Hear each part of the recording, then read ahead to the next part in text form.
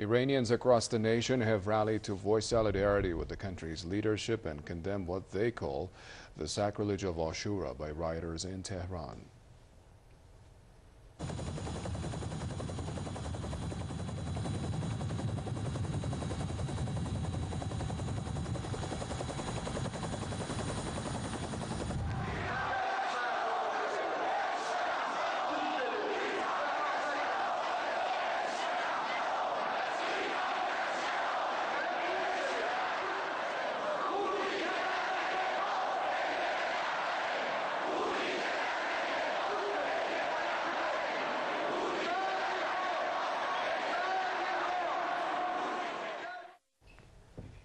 In Tehran, millions of people took to the streets in a massive rally to condemn the recent unrest.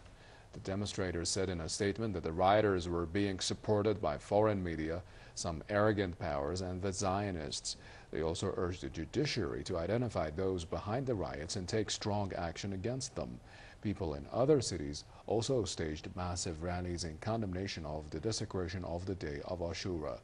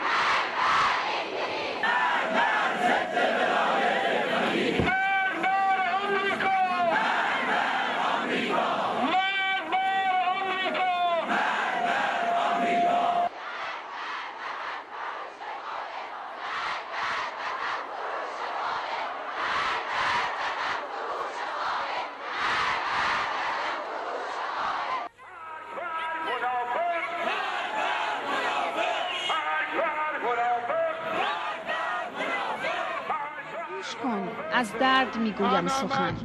چیست غیر از درد مردم درد من؟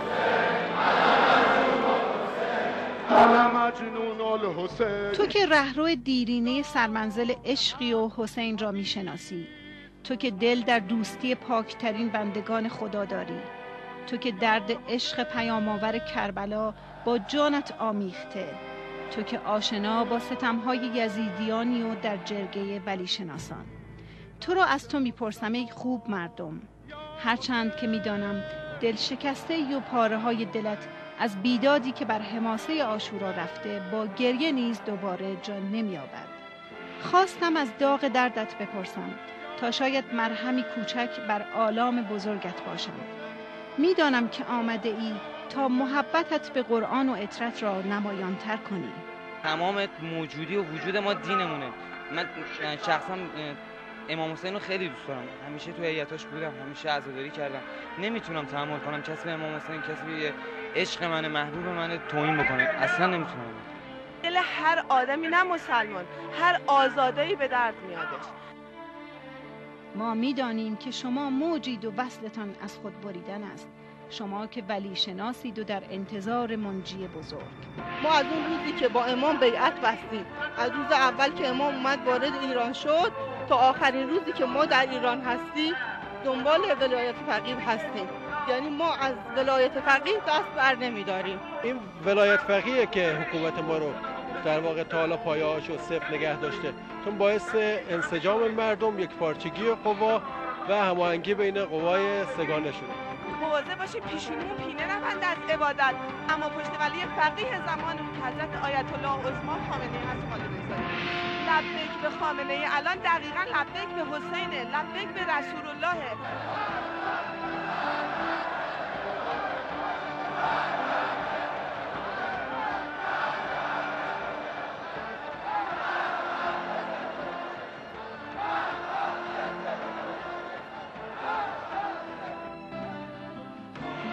و به یقین شما دلیر مردم سرزمین همیشه سرافراز ایران، نغمه‌گر واقعی جاویدان عاشورا تا ابد از عشق حسین و یارانش خواهید سرود و چون کوه در برابر ستمگران زمان استواریتان را ترسیم خواهید کرد.